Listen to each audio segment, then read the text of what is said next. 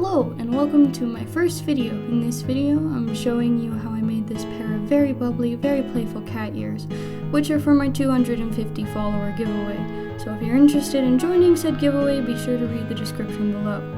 So I started with this cute cream white plush fabric, and I made sure to leave a little seam allowance when drawing my lines. After that, I got them cut out, and I wasn't really worried about drawing on top of the fabric because it would most likely be cut off later.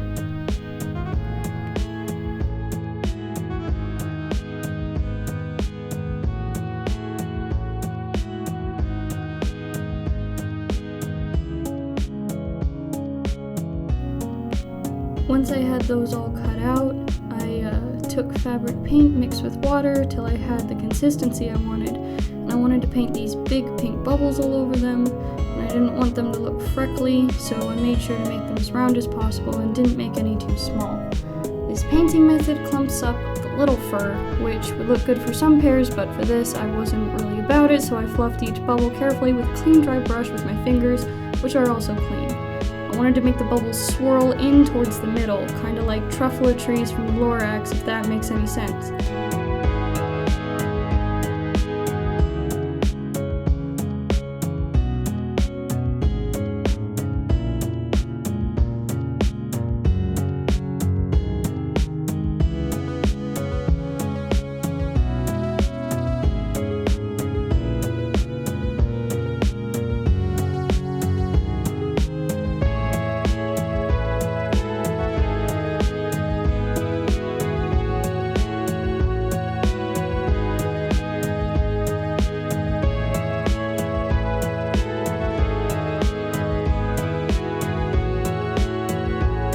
Once I had finished all of those, I painted in a couple purple hearts to make them feel more playful.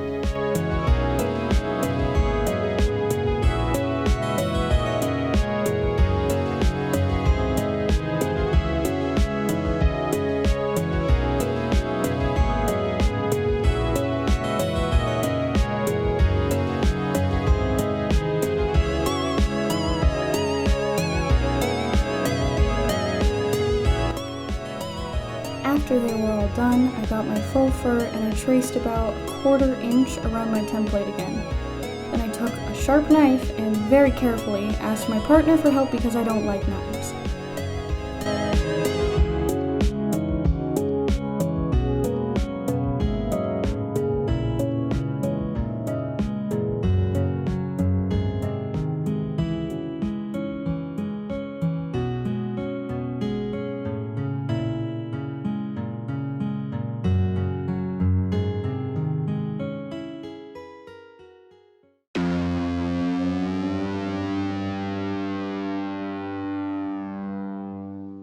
Once I had my fur pieces cut out, I took a lovely magenta Prismacolor marker and started coloring as closely as I could to the root of the fur.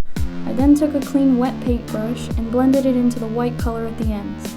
Now I've experimented with a couple methods for coloring fur, and I had a few reasons for choosing the alcohol marker method. I used acrylic, fabric paint, and watercolors before, and all of them either make the fur way too stiff or don't keep enough color, or both. However, marker keeps its color and feels almost exactly like the uncolored fur. The reason I used Prismacolor is because I personally hate the smell that Sharpie leaves, and working with them gives me a headache. But the Prismacolors didn't actually leave much of a smell at all when I was finished. But please keep in mind that because I use this method, there's a chance the colors can fade in the sun.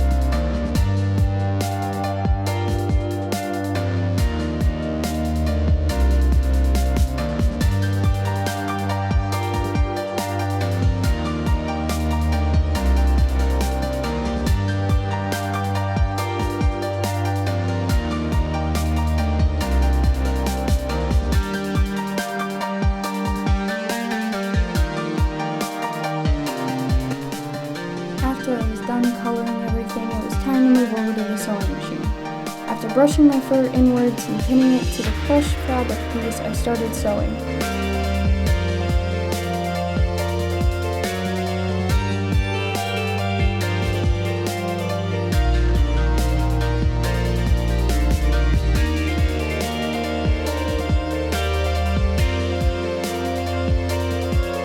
I used black thread simply because I was being a little cautious and wanted to really see my stitches.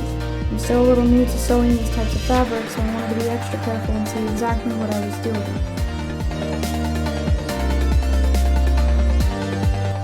Once I was done with that, I flipped them right side out and carefully picked out as much fur as I could for my stitches with a needle and a slicker brush. Then I flipped it back inside out and trimmed the extra fabric around my stitches.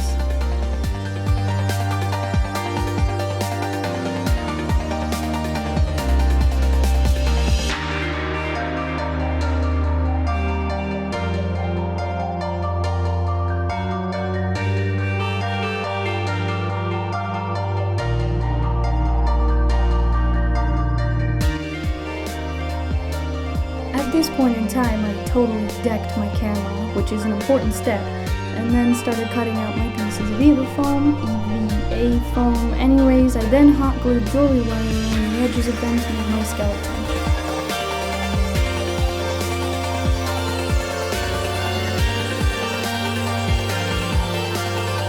Then after finding the arrangement I liked, I hot glued my ear sleeve onto the skeleton and stuffed it with some extra fur scraps to make them look chubbier and fluffier.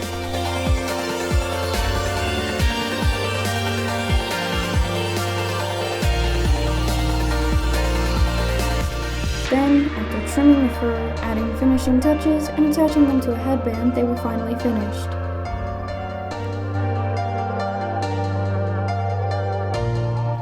I really love how colorful these ones came out, and I hope the new owner of this set loves them as much as I do. Remember, if you are interested in getting this set for free, please check out the description below. Thank you so much for watching, and I'll see you next time. Bye-bye.